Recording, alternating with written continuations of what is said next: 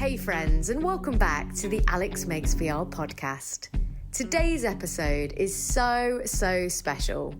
If you've been listening to the podcast for a while, you will know that I am a huge fan of virtual reality training. I think that training is one of the leading sectors that is really showcasing the promise of virtual reality technology. And personally, I love working on those kind of projects. One of my favourite clients, and I'm not just saying that because they're probably listening to this, but one of my favourite clients, PwC UK, more specifically the XR team ran by Jeremy Dalton and Louise. They are a team that are constantly pushing the boundaries and coming up with innovative ideas for using VR within training. Now, when they approached me last year about a diversity and inclusion project that they wanted to make as an interactive VR experience that was captured using volumetric technology and was going to be rolled out across the whole PwC UK firm on Oculus Quests, well, I could not turn that down. And it went on to be probably one of the most exciting projects I've ever worked on. And in this episode, we talk about everything, how the project came about, what the brief was, how we went about it, why we used volumetric, some of the challenges that came along with that, some of the interesting anecdotes that we found that kind of show things that we found out along the way. And most importantly, the kind of impact that this piece is now having. I think this is going to be a really interesting insight for some of you looking to create virtual reality training. And if you've got any questions, and I would love to hear your feedback on this episode and any things that come up that you think might be interesting exploring in future episodes, please reach out to me. It's Alex Makes VR across all of the social medias. So, please enjoy my conversation with Jeremy and Louise. Louise and Jeremy from PwC, thank you so much for joining me for this first episode, hopefully, of what will be a series of kind of a behind the scenes of creating a really amazing piece of VR training that we worked on together last year. But before I dive into that, before we kick off this conversation, Louise, this is your first time on the podcast. Why don't you introduce yourself? It is. Thank you very much, Alex. Very kind of you. So my name is Louise Liu, and I work as Head of Operations and Delivery within PwC. Look after the actual team, all the different peoples in there, and help with project managing the projects for our clients and our lines of services. Amazing. So succinct. Love it. And Jeremy, I know you're an old timer at this point on this podcast, but why don't you quickly introduce yourself for people that haven't heard any of your episodes before? Always happy to, and thanks a lot for having me on the show, Alex, again. It's always a pleasure. So, hi everyone. For those who don't know me, my name is Jeremy Dalton, and I take care of the XR team for PwC UK, talking to clients about all things virtual reality and augmented reality. Amazing. Again, so succinct. It's so funny because when you do like events with, when it's like directors or writers or like creatives, they literally list off their history of credits. And I am guilty of that too. So it's so refreshing to have like a literal 2-sentence bio. Guys, thank you so much for joining me. So I'm really excited to chat to you both about this project because I've said this before on other podcasts, but it's so rare that you get to go behind the scenes of some of these big commercial projects because, often they're NDA'd, often they're being used internally. And the project we're going to talk about today is not only really exciting because of the context of what the piece actually is, but it's exciting because this was probably one of the biggest projects that we have worked on collectively.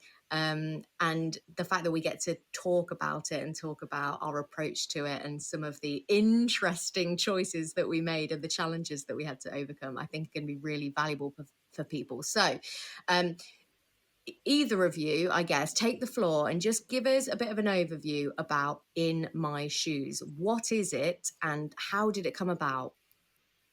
Louise, I'll leave this one with you. You were much more heavily involved in the project than I was. Thank you.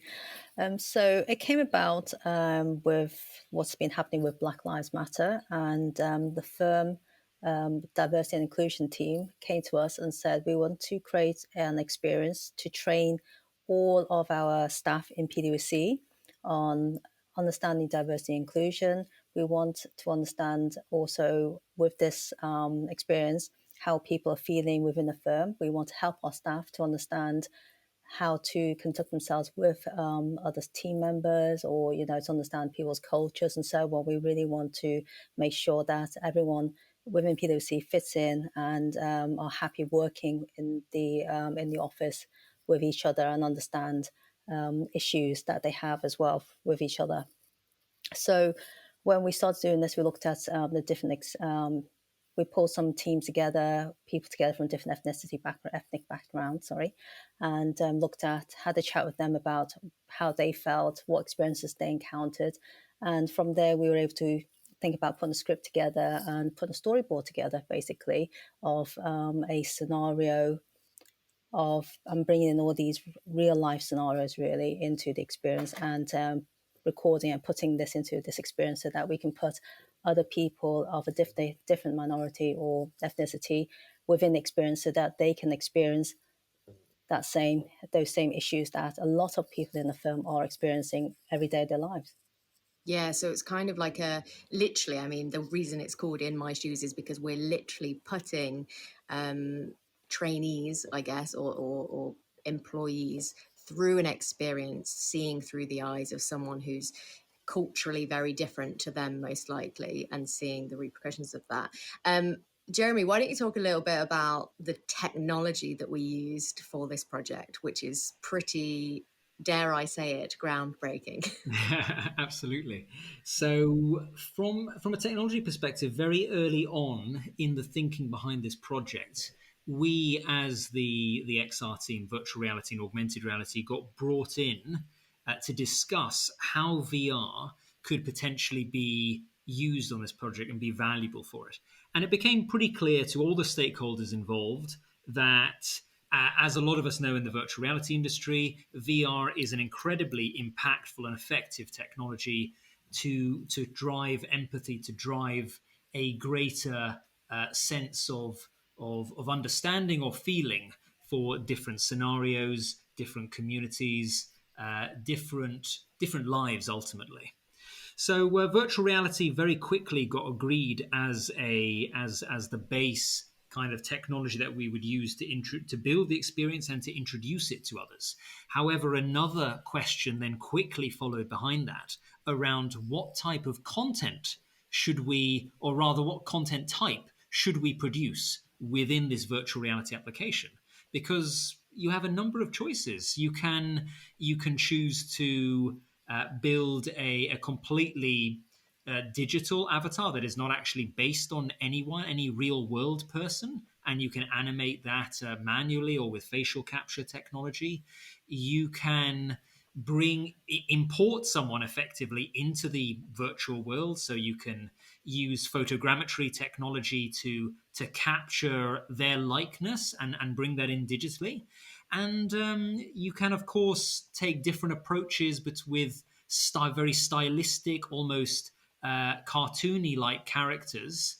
And then finally, if you wanted to go really sort of photorealistic, you can adopt volumetric capture technology. Now, volumetric capture is kind of like taking a three-dimensional video. So if you imagine being in a studio with hundreds of cameras all around you, capturing two bits of information. One is how far away tens of thousands of points are on your body to the cameras that are scanning you. And then secondly, a second set of regular video cameras that are capturing video from different angles.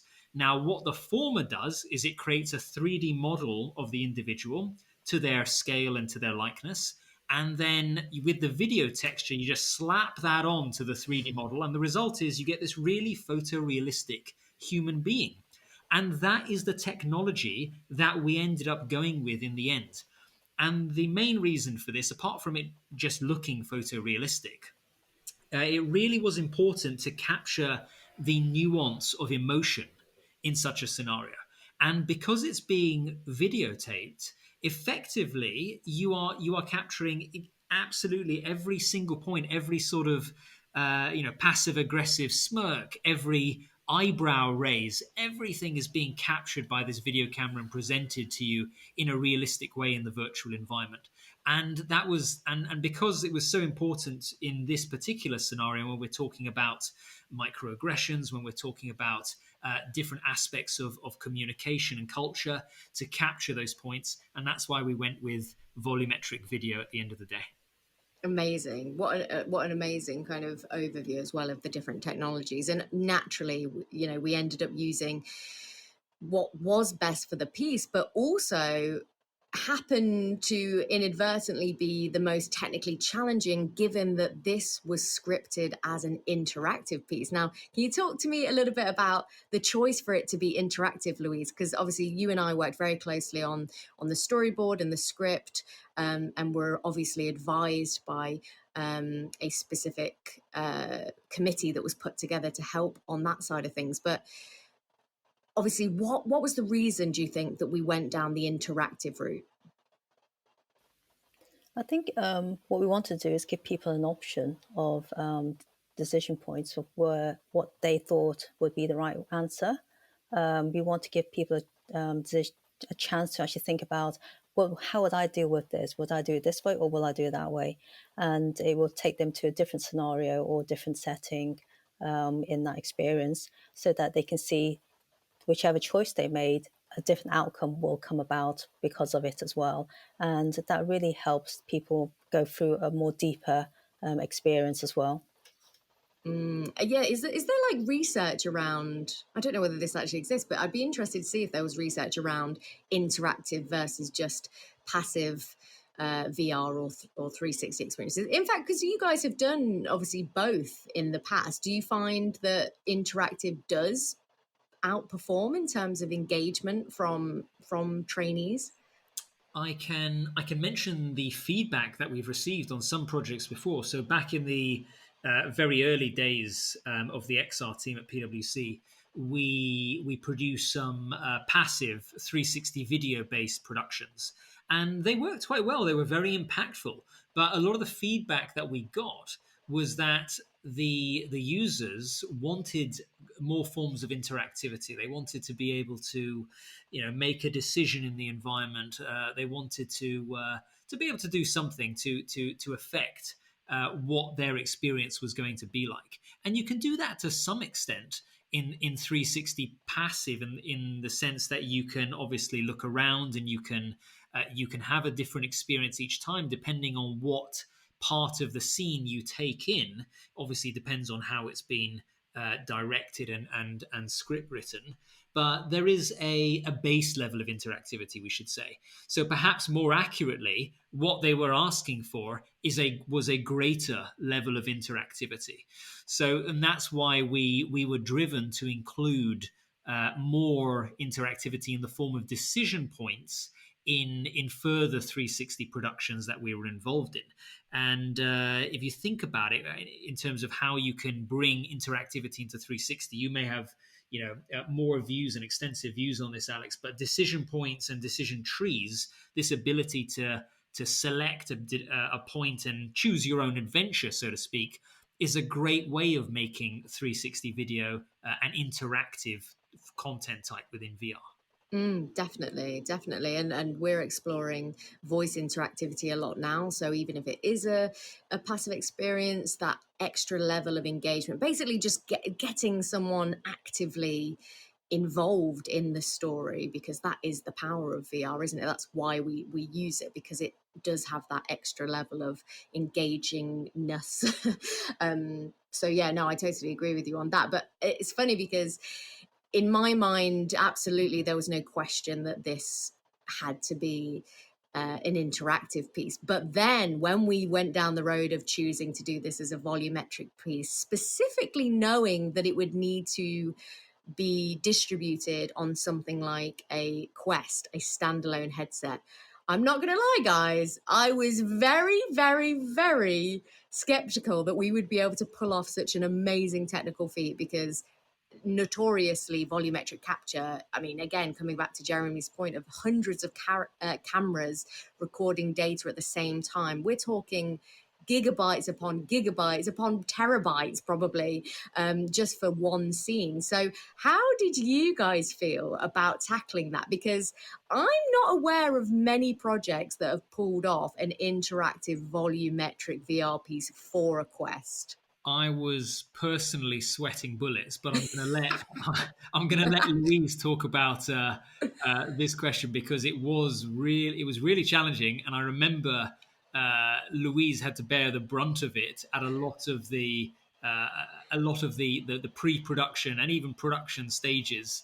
So Louise, feel free to let rip with all the challenges you went through. It was very challenging. I've never had anything this challenging in my life, actually. It was really good. It was actually quite exciting.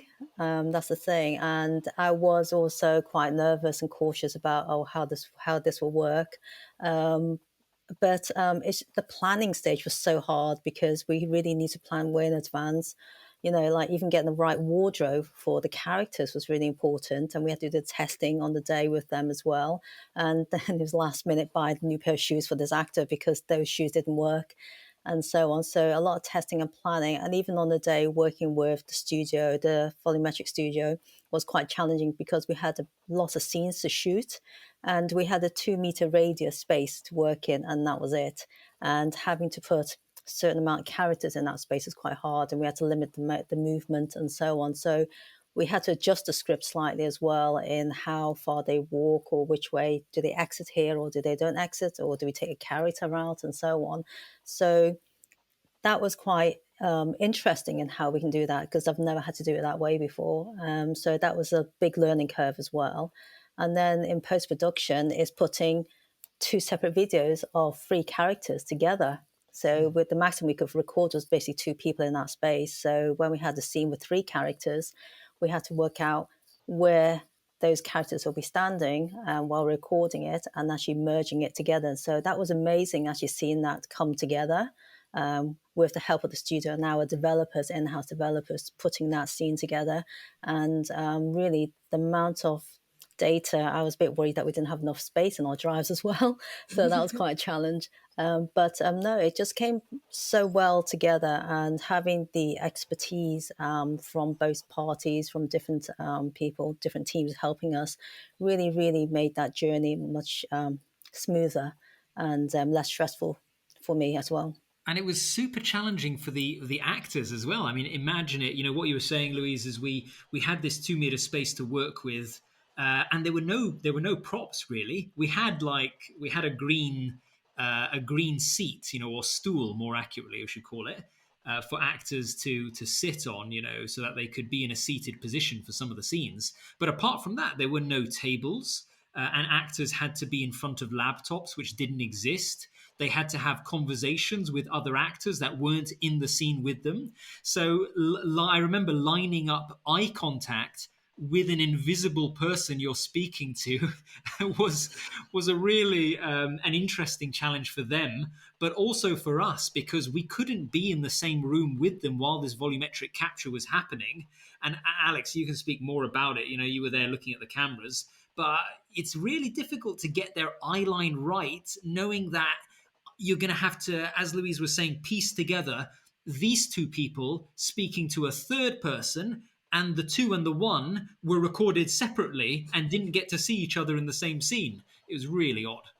I mean, it's so funny. I have to admit, this project is probably my favorite project, bar none, that I've ever worked on, because like Louise said, it was exciting. Like having all of these things, like, yeah, how are we going to do that? How are we going to make sure that these characters look like they're actually looking at each other? How are we going to get them to look as if they're actually, their body language is it would suggest they're in the same space? How are we going to get them to have this full-blown conversation with someone that's not actually there? And for me as the director, how am I going to ensure, because my job on set is obviously to ensure that we've got the shot.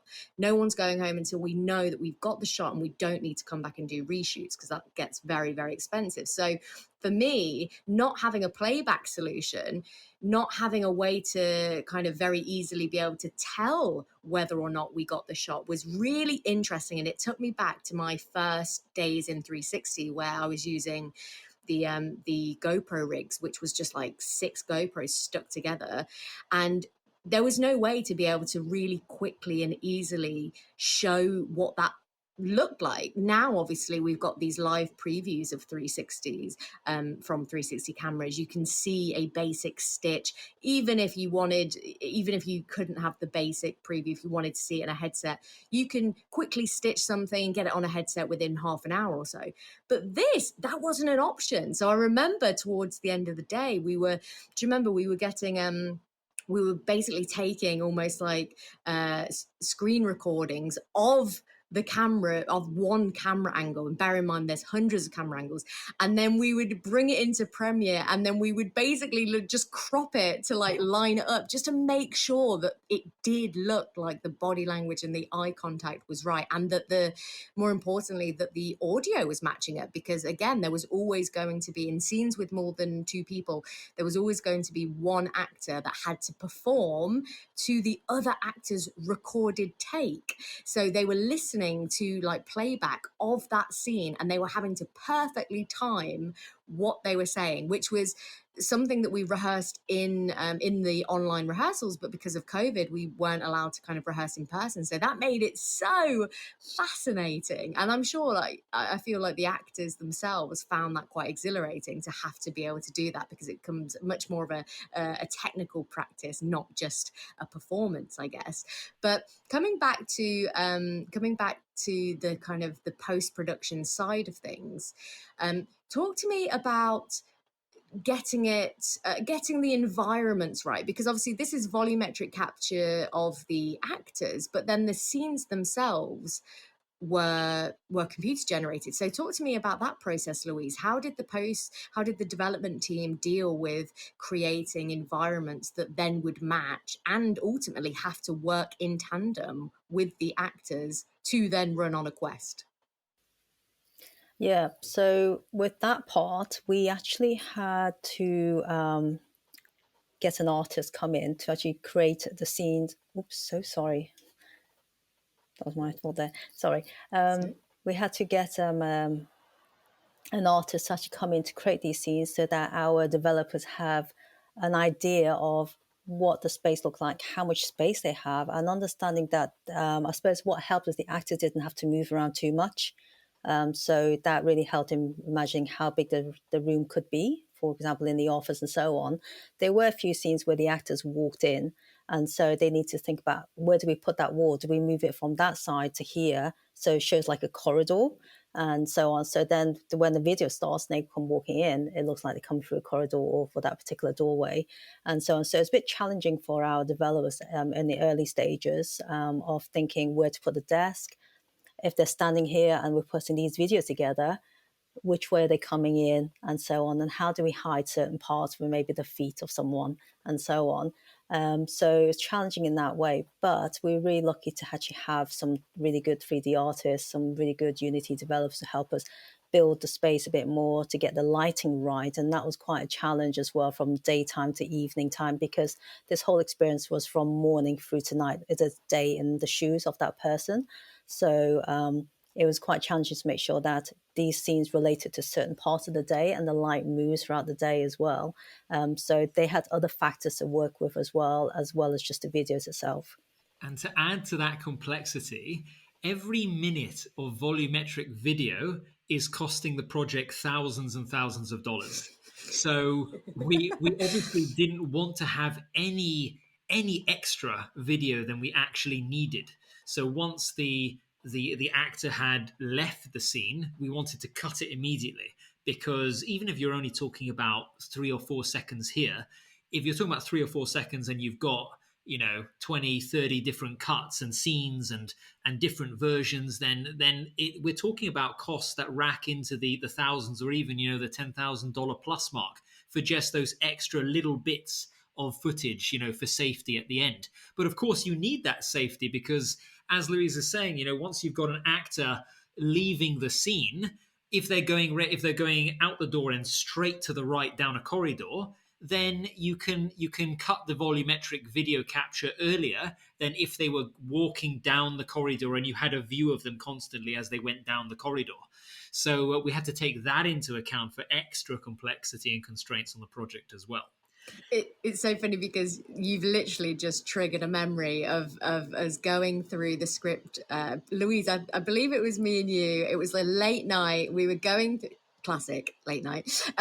We were going through the list of characters and working out how long roughly they were on screen based on the script, and we figured out that there was 2 or 3 characters that were in there as almost like extras, like non-speaking actors that were there just to make it feel a bit more realistic.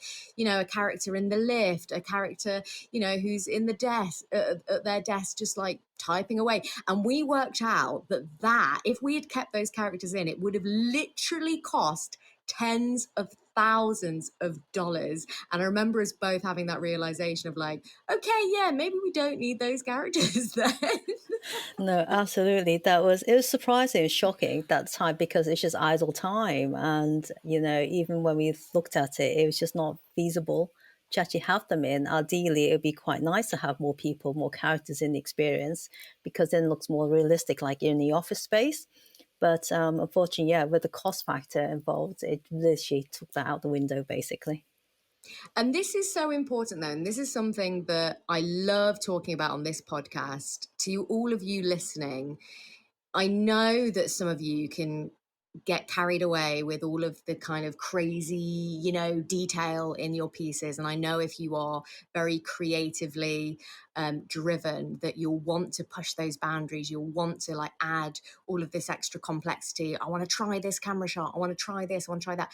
Sometimes, especially when you're working on a project that's being funded by a client, you really, really, really need to look at your script, consider the technology and the capture format that you're using, and say, does this add anything? Does this add so much value to this project that is worth the extra budget? Because oftentimes it's not. Because when we're talking about this piece, for example, the point is that you are in the shoes of someone and you are going through their experience, and you are making choices and you are interacting. Is someone in the background typing going to make or break your experience? Are you all of a sudden going to not believe this piece because there wasn't that extra 3 people in the background? Absolutely not. But could that have been a massive hurdle to the production because we've, spent however much percentage of the budget on these characters? Yeah, that could have really put the project in jeopardy. So really, when you're thinking about creating these pieces, if you are especially looking at the training market, just make sure that, especially in these early days of VR, yes, push the boundaries, yes, be innovative and be brave with your decisions, but also make sure that you're not unnecessarily adding things that will cause kind of complexity. And that goes the same with, Louise mentioned about the wardrobe and even like hairstyles and even like body gestures. I remember there's one scene in particular in this piece where the man couldn't use his arms basically because the cameras couldn't pick up the detail when his arms separated from his suit jacket. And that's like these technical decisions that if you pushed it and was like, no, definitely I'm not doing this scene unless they they can do X, Y, and Z, or if I have X, Y, and Z, then you might not end up making the project because it can get very, very expensive. So that's my 2 cents on that. But I guess we're nearing the end of like this first initial chat about this conversation, and we've touched on so many different topics that I think people will be like head spinning, don't even know where to start. They want to hear all of the details. But if you guys could pick one element of this project that you're really proud of, that you think really has pushed the boundaries, that is innovative, what is that piece? What makes you kind of proud, I guess, of this project? So technically, for me, the ability to use volumetric capture technology, which is a very intensive type of content, and optimizing it so that it could run on effectively what is a mobile phone processor in a very realistic looking virtual environment while maintaining a smooth frame rate and not making anyone sick. That's probably when you put it like that. Yeah, that's definitely a proud moment. That's amazing. And Louise? I'm looking more from a people angle, I feel, and I'm really proud that this experience has really been able to show a user what it is like for a person of a different ethnic minority, what they have to go through in life every day of the week, really. And there's a lot of things that I can relate to that I've been through growing up and even still encounter now. So for me, I'm really proud that I'm able to show this and create this experience so that other people can actually go through it and actually understand and really feel what it's like, so that they really make them think a bigger picture of like what can they do afterwards, what's their next step to help others as well. Yeah, really, really powerful. And can you share, I know obviously the piece hasn't had its major rollout yet, but can you share any feedback that you have gotten since the project's been complete? We tested it internally with a couple of people as well, and they were very moved.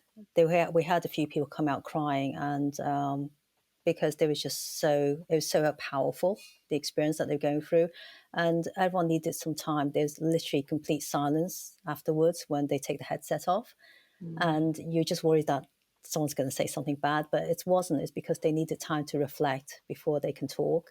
And that to me was like, wow, this is really powerful. This is going to really have a lot of impact once it goes out to the wider audience. That is absolutely amazing. Well, we won't obviously be releasing the project publicly, so for all of you listening in, I'm sorry if this is a bit of a tease, but hopefully there will be kind of some promotional marketing material around the project so that you can get an idea of what this looks like, because I appreciate that hearing people talk about a VR experience is very different to experiencing it yourself. But let us know what you thought. Let us know what you're curious about. Are there particular elements of creating a project like this that you would be interested to hear more about? Because I would love to have Louise and Jeremy back on to talk about any elements, really. It's like I say, it's really exciting to be able to talk about this project, especially with you guys, because we have such like a great dynamic when we work together as a group, and we never really get to do this, never get to hang out outside of the context of usually being very stressed trying to pull some impossible task off. So much fun though. Absolutely. I think we make more at night time, but it sounds a bit, Alex, isn't it? It's really scary. Not by voice. I mean, to be fair, not on this project, but I do remember one of our previous projects we worked on together. All three of us were taking a character each and writing a script at 11 p.m. on a Sunday, I believe. I remember that. Good days. Good times. Well, thank you again both so much for joining me. Why don't you guys, if you want to, shout out where people can follow you on the social medias? Yeah, sure. So if anyone's interested in chatting to me, you can find me on Twitter at Jeremy Dalton XR, or if you want to add me on LinkedIn, just put in my name and PwC and I should come up. Cool. For me on Twitter, I am at Louise Liu 02. And again, you can find me on LinkedIn. Just type my name in and I'll be there. Perfect. Thank you again both so much, and I'll speak to you again soon. So there you have it. That was my conversation with Louise and Jeremy about the In My Shoes training project for PwC UK. Honestly, there is so much that went into that project that we could do a whole series on that. And you know what? I'm quite tempted. So if there's elements of this project that you would like to hear more about, please reach out to me. You can email me at alexmakesvr@gmail.com or reach out on social media. Let me know what you thought, and let me know if you'd be interested in me doing a breakdown, the step-by-step process, similar to what I'm doing in my How to Make a Virtual Reality Film series on a Friday. Because Jeremy and Louise, they love talking about this as much as I do, and this is the first project that we can really go in detail and talk about very openly. So let me know. Thank you again so much for listening. And until next time, have a great day wherever you are in the world.